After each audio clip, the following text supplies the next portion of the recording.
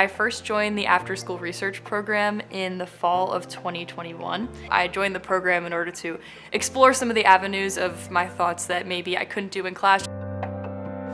The most important thing that they did for me was encourage me while I was along my journey.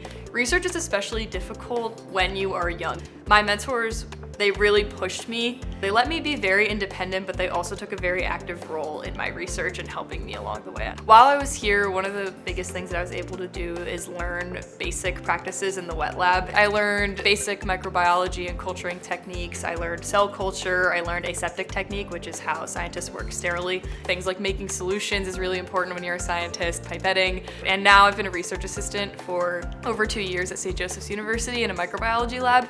And I think what really helped me get my foot in the door in that lab was the fact that I came with all of these basic lab skills that I have been able to enhance since I've been at St. Joe's.